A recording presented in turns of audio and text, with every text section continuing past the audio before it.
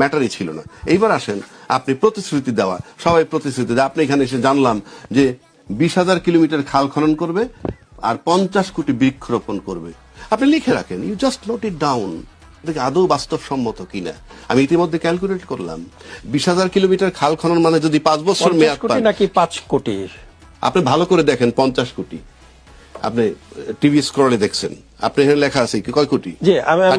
এখন আসি, শেষ করি আপনাকে। যদি 20,000 কিলোমিটার খাল খনন আপনি করতে চান 5 বছরে, দৈনিক গড়ে 11 কিলোমিটার খাল খনন করতে হবে। আপনি লিখে রাখেন, নোট ইট ডাউন। আমি আপনাকে নোট করে রাখতে বললাম। 50 কোটি বৃক্ষরোপণ যদি আপনি করতে চান, প্রতিদিন 2,73,000 গাছ রোপণ করতে হবে।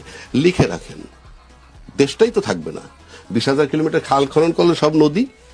আর 50 কোটি বৃক্ষরোপণ কইরে দেখেন তো দেশে ল্যান্ড থাকে কিনা। একটা কথার কথা বললাম। সুতরাং আপনি মানে সবকিছু ভায়াবল, বাস্তবসম্মত, গ্রহণযোগ্য হতে হবে। আমরা হতাশ হচ্ছি প্রতিদিন। এখন যদি বলেন আপনি হতাশ হলে কি আসে যায়, কিচ্ছু আসে যায় না।